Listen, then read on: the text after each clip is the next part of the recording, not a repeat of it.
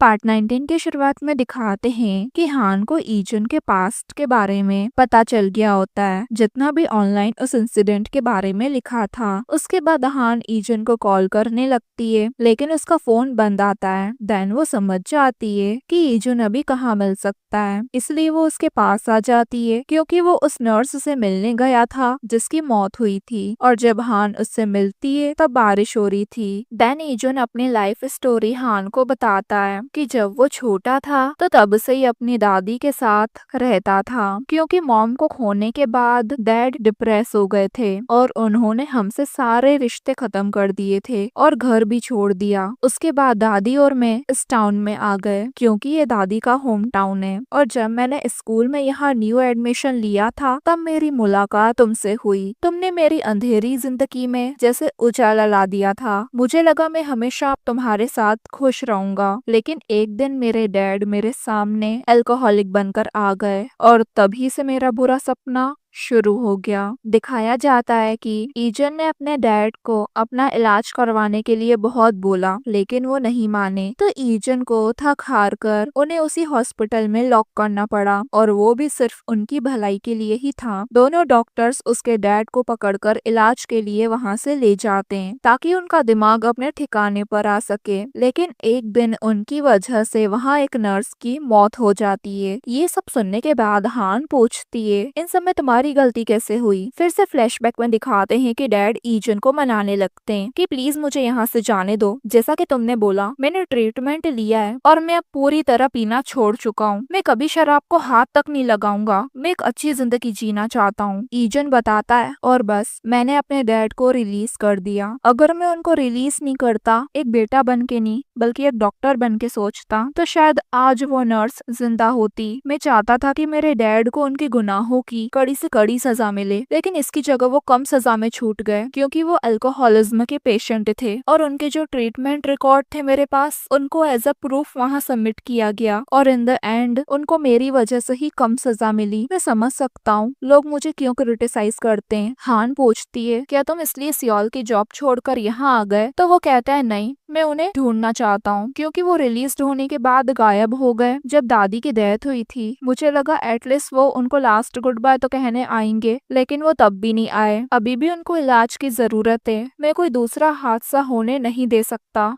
हान पूछती है, क्या तुम इसलिए अल्कोहलिज्म स्पेशलिस्ट बने तुम्हारे डैड की वजह से? तो वो कहता है, हाँ। हान कहती है, तुमने इस वजह से ड्रिंक करना छोड़ दिया था, है ना? तो ईजुन कहता है, क्या मतलब? ये सब हुआ तो मेरी वजह से ही। हान उसे गले लगा के कंफर्ट करती है कि प्लीज तुम अपने आप को ऐसे दोष मत दो। अगले दिन दिखाते हैं कि हान की मॉम रिकवर होकर हॉस्पिटल से वापस घर आ जाती है और पूरा टाउन उनसे मिलने आया होता है, सिवाय गॉसिपिंग आंटी के, जो उन्हें दूर से देख रही थी। देन ईजुन भी हान की मॉम का चेकअप करने घर आता है और बताता है कि सब नॉर्मल है, लेकिन आपको बहुत केयर करनी है अपनी, और अपनी दवाइयाँ टाइम से खानी है। डैड कहते हैं, चिंता मत करो, मैं अच्छे से इनकी स्पेशल केयर करूंगा। और मॉम का हाथ पकड़ते हुए कहते हैं कि मैं इसके बिना नहीं जी सकता। तो मॉम कहती है, बस भी करो। देन हंसी मजाक के बाद बात ईजुन और नर्स पर शिफ्ट हो जाती है। तो मॉम नर्स से कहती है, ईजुन लकी है जो आप उसकी साइड है और उसका ध्यान रखती है। तो ईजुन कहता है, हाँ, आपने सही कहा, जो इतनी अच्छी इंसान मेरे साथ खड़ी है। नर्स कहती है, बस भी करो, मैं चलती हूँ। ईजन कहता है, मैं भी चलता हूँ। नर्स कहती है, तुम यहीं रुको, आराम से आ जाना, और फिर वहाँ से चले जाती है।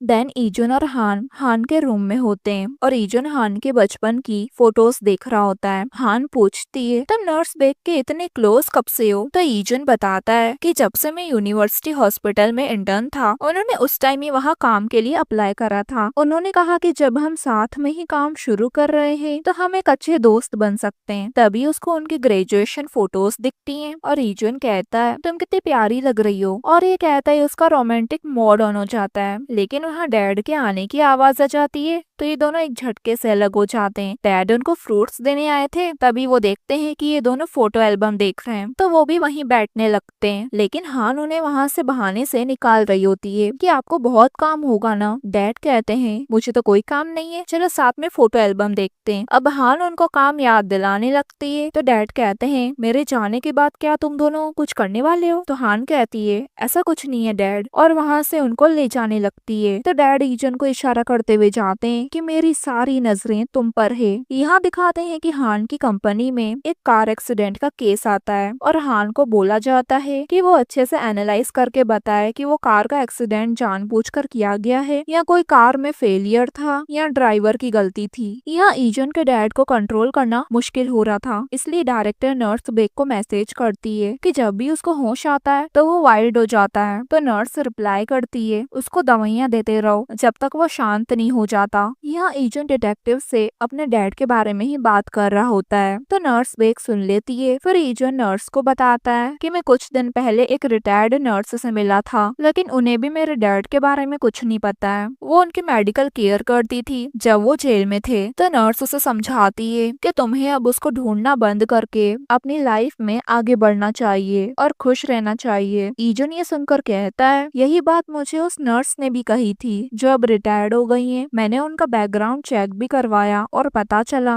कि आप दोनों कॉलेज क्लासमेट थी। उनका नाम योंगी है। नर्स ऐसा दिखावा करती है जैसे उनको तो पता ही नहीं कि वो कौन है और वो उनसे कभी नहीं मिली। ये सियोन को जैसे ही पता चलता है कि योंजो अपने दोनों बच्चों को उसकी क्लास यानी टैekwondo छुड़वा रही है तो वो अपनी बहन से रिक्वेस्ट करने लगता है कि प्लीज वो योंजो को मनाए कि वो ऐसा ना करे, क्योंकि वो सियोन के कॉल्स पिक ही नहीं कर रही थी। लेकिन सियोन की बहन कहती है मैं क्यों उसको मनाऊं, वो उसकी मर्जी। सियोन कहता है उसके बच्चे टैekwondo में बहुत अच्छे हैं, उनको टैekwondo बहुत पसंद है। तो उसकी बहन कहती है क्या तुम उनके बिना मर जाओगे? नहीं ना, तुम्हें उनको फोर्स नहीं करना चाहिए, बस यही बात खत्म करो। अब सियोन की दाल यहाँ गलने वाली नहीं थी, इसलिए वो गुस्से में वहाँ से चले जाता है। यंग पूछता है तुम कब तक ऐसे ही नाटक करती रहोगी जैसे तुम उन दोनों के बारे में जानती ही नहीं? तो वो कहती है मेरे मरने तक, और मैंने अब योंजू से भी रिश्ता खत्म कर दिया है। ये हान ईजुन को बताती है कि वो वीकेंड पर बिजनेस ट्रिप पर जा रही है क्योंकि वो एक कार के एक्सेलरेशन इशू को एनालिसिस कर रही है और रिजल्ट ये आया था कि कार में कोई खराबी नहीं थी। इसलिए वो खुद जाकर उस पर्सन को ये खबर देना चाहती है क्योंकि ड्राइवर की रोजी रोटी इस पर डिपेंड है। जब तक मैं खुद जाकर नहीं समझाऊंगी मुझे नहीं लगता उनको अपना फॉल्ट समझ में आएगा। मुझे सीओ को भी रिपोर्ट करना है कि वो वैन नर्सिंग होम की है। तो ईजुन बताता है मैं कुछ दिन पहले वहाँ गया था अपने डैड की तलाश में, लेकिन वहाँ से भी मुझे उनकी कोई खबर नहीं मिली। खैर वैसे मैं तुम्हारे साथ आता, लेकिन उस दिन मेरी एक मीटिंग है। हान कहती है चिंता मत करो और अपने काम पर ध्यान दो। देन ईजुन उसके लिए टी बनाने चले जाता है। हान पूछती है तुम्हारा चार्जर कहाँ है, मुझे फोन चार्ज करना है। तो ईजुन बताता है कि मेरे डेस्क के ड्रॉअर में है, लेकिन तब उसे याद आता है कि वहाँ तो उसका कन्फेंशियल लेटर और नेकलेस का बॉक्स रखा हुआ है और वो जल्दी से भागता है। लेकिन हान तब तक वो चीजें देख चुकी थी और उससे पूछती है ये तुमने कब लिया? तो वो बताता है कॉलेज के टाइम में। तो हान हैरानी से पूछती है तो ये तुमने मुझे अभी तक दिया क्यों नहीं है और ये अभी तक तुम्हारे पास क्या कर रहा है? तो वो कहता है ऐसा नहीं है कि मैं तुम्हें देना नहीं चाहता था, बस दे नहीं पाया, ये पुराना हो गया है, मैं तुम्हारे लिए नया ला दूंगा।